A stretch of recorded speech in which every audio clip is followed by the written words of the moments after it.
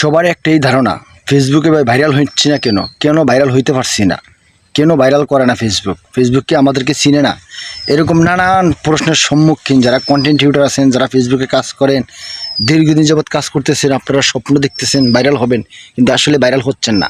কেন ভাইরাল হচ্ছেন না, কি কারণ, আপনাদের ভুলগুলা কি, এই সম্পর্কে আজকে আলোচনা করব।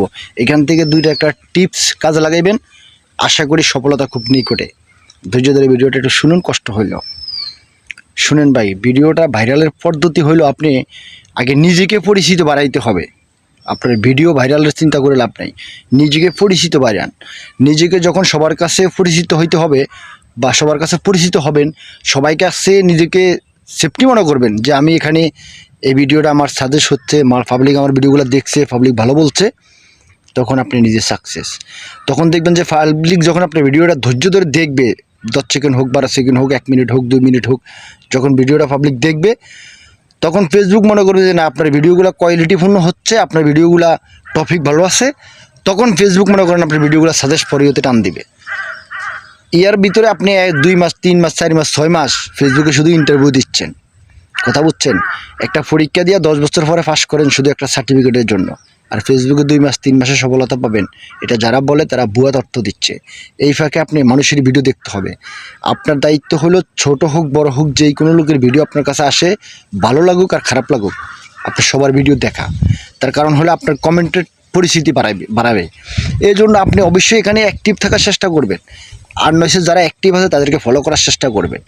যে কোনো কৌশল হোক, আপনি এখান থেকে সফলতা চাচ্ছেন, তাহলে আপনি হিংসা করে লাভ নেই যে এই ভিডিওটা আমার ভালো লাগে না, কোয়ালিটিপূর্ণ না, ভালো না, এটা আপনি দেখবেন কেন? আপনার কাজ হলো ভিডিও দেখা। আমার ভিডিও কোয়ালিটিপূর্ণ না, আমার ভিডিও ভালো না, এটা ফেসবুক আমাকে বুঝবে। আমি ফেসবুকের কাছে জব দিয়ে এটা করবো, আমি সফলতা পাবো কিনা আমি জানি, কিন্তু আপনার তো এটা চিন্তা করে লাভ নেই। আপনার ভালো লাগে না এটা আপনি বললে তো চলবে না। আপনি ভালো লাগার দরকারটা কি? আপনার দরকার হলো আপনি সবাইকে ভালোবাসা দেওয়া, যাতে আপনি ওখান থেকে একটা হলেও রেভিউট পান, লাইক পান, কমেন্ট পান, একটা ভালোবাসা পান। এইভাবে চেষ্টা করবেন মানুষের কাছে পরিচিত হওয়ার জন্য। একটা সময় দেখবেন যে আপনি ভাইরাল হয়ে গেছেন। আর যারা ভাই খারাপ ভিডিও করে ভাইরাল হয়, তাদের কথা কয়ে লাভ নাই। তারা মনে করেন সামাজিক বা ফ্যামিলিগত বা স্বামীর দিকে বা সর্বসাইড মিলিয়ে তারা কাজ করে। এখন আমরা তো ওদের চিন্তা করে লাভ নেই। আমরা আমাদের নিজের কণ্ঠে দিয়ে ভাইরাল হইতে হবে। নিজে কি জানি, নিজের এখানে কি প্রতিভা আছে, নিজে কতটুকু কথা বলতে পারছি, নিজে কতটুকু পাবলিককে বুঝাইতে পারছি, আমাদের চিন্তা ভাবনা থাকবে এগুলা।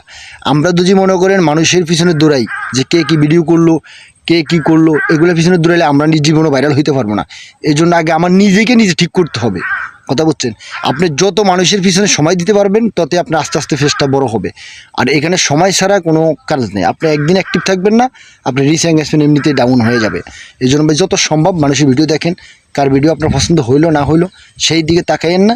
আপনি নিজের মতো করে পরিস্থিতি বাড়ান, আর নিজের মতো কন্টেন্ট দেন, যাতে মিউজিক ব্যবহার করবেন না, অ্যাক্টিভ কন্টেন্টগুলো দেওয়ার চেষ্টা করবেন যেগুলো ট্রেন্ডিংয়ে থাকে, এই ধরনের কমেন্টগুলো। ভালো থাকবেন, ধন্যবাদ।